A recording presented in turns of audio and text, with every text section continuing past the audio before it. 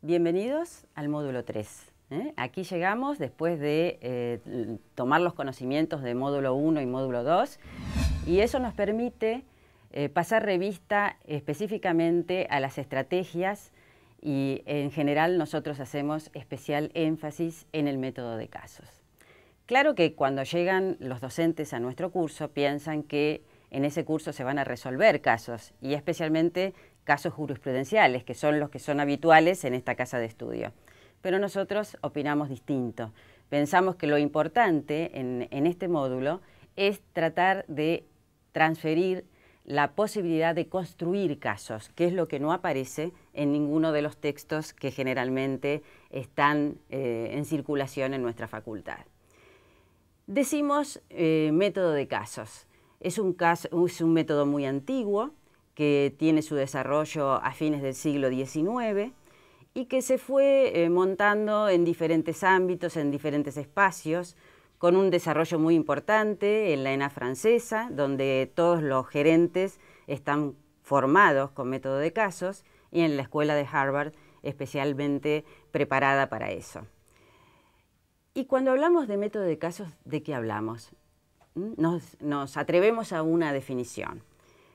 Caso es un relato de una situación problemática cuidadosamente elaborada e introducida en la clase con un objetivo didáctico previamente definido. Ahí están todos los elementos que lo conforman. Decimos el relato de una situación problemática, porque si no hay un problema, no hay un caso. Nosotros estamos proponiendo a los cursantes, a los alumnos, un problema que tienen que dilucidar. Y claro, probablemente el resultado que aparezca, el producto, no es el que nosotros imaginamos al principio. Mejor aún, estamos promoviendo en aquellos alumnos posibilidades alternativas diferentes que mientras estén bien fundamentadas realmente son para reconocer. Decíamos entonces, el relato de una situación problemática extraída de la vida real para que tenga más contacto con lo que se ve luego que se sale de esta casa de estudios. Y cuidadosamente elaborada. Utilizar método de casos es costoso. Es costoso desde el punto de vista de la planificación previa de qué casos voy a utilizar y para qué. Es costoso desde el punto de vista de la preparación para el desarrollo de casos dentro de la clase. Hay una autora que nosotros citamos en nuestra bibliografía, la profesora Wasserman, que dice siempre que el desafío de los docentes es ver qué preguntas correctas y qué preguntas críticas van a surgir dentro de la clase.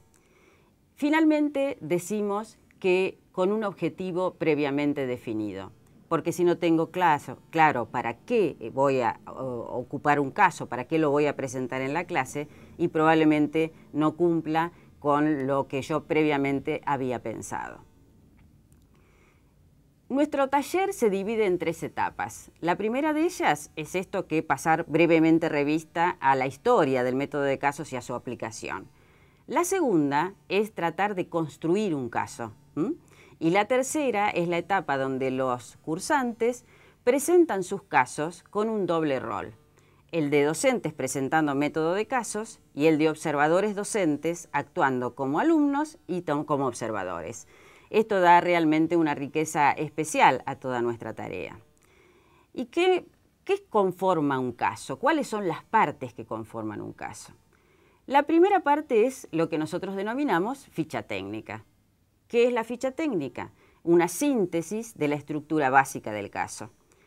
La ficha técnica tiene el título, el autor o los autores o autoras, porque hay que respetar la propiedad intelectual, la definición de los objetivos, que generalmente distinguimos objetivos generales que hacen a la unidad, digamos, de la materia que estamos tratando, y objetivos específicos que quizás son un tema particular dentro de toda esa unidad, y algo muy importante, los destinatarios, aquellos a quien va dirigido, porque ese determinante nos va a mostrar, digamos, hasta dónde podemos llegar, cuáles son los conocimientos previos que se requiere para poder resolver el caso.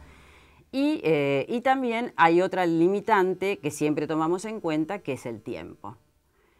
Muchas veces los profesores en las aulas con bancos rígidos sin las posibilidades de utilizar métodos más participativos, nos preguntan sobre qué posibilidad hay de aplicar método de casos en esas condiciones. Y bueno, esas son las condiciones que tenemos que tomar en cuenta para definir toda la estructura que viene detrás en el caso.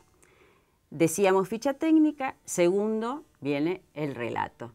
Y las preguntas habituales son, ¿qué extensión tiene que tener el relato? ¿Tiene que ser largo? ¿Tiene que ser corto? ¿Podemos agregar anexos? El relato en realidad está determinado por el propio docente con estos elementos que antes consideramos, las características de los destinatarios y los tiempos que tengo. El relato tiene un título que tiene que ser atrayente, incluye datos que son esenciales para la resolución del caso, pero no abusivos, no exagerar, como yo siempre le digo a los docentes, con los datos de las normas, porque a veces asustan. Puedo incorporar subtítulos para hacer más claro, más dinámica la lectura, y no tengo que hacer uso abusivo de los calificativos.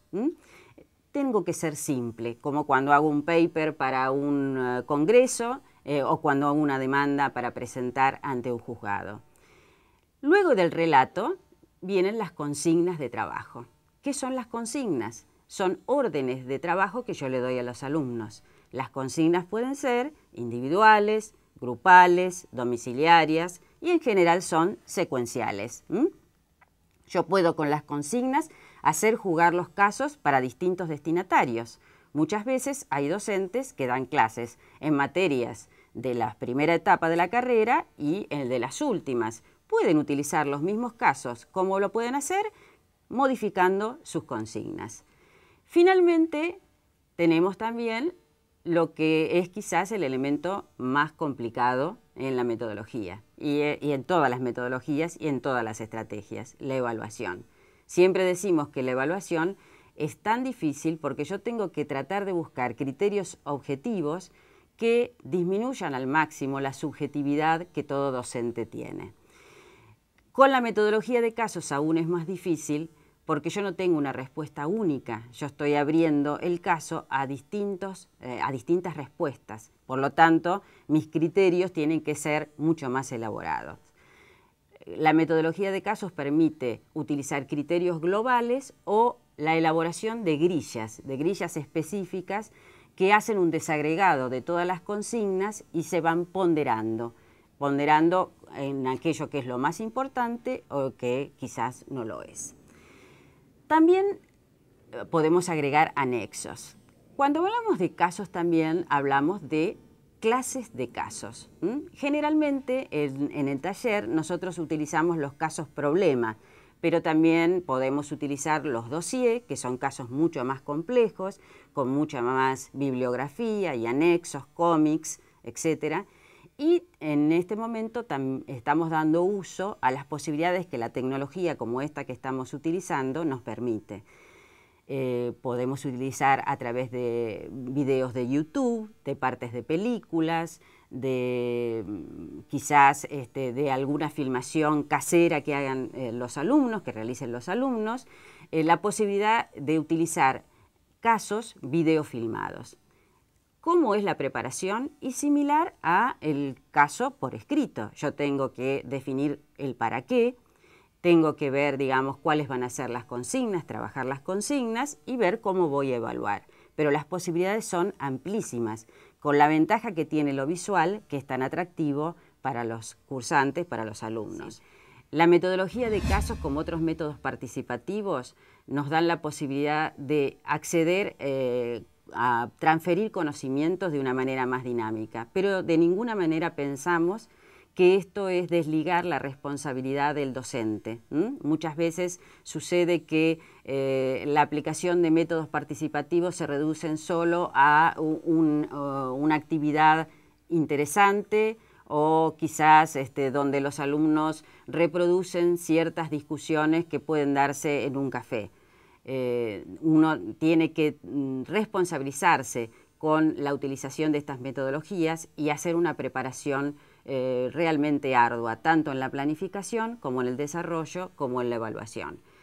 Aspiramos a que puedan acceder a construirse muchos casos y quizás a través de esta misma plataforma poder que todos los docentes puedan acceder y participar de esta manera con sus casos filmados, con sus casos escritos y de alguna manera se transmita a muchos otros docentes a través de la página de la facultad, no solamente de esta facultad, sino también de otras en el interior del país.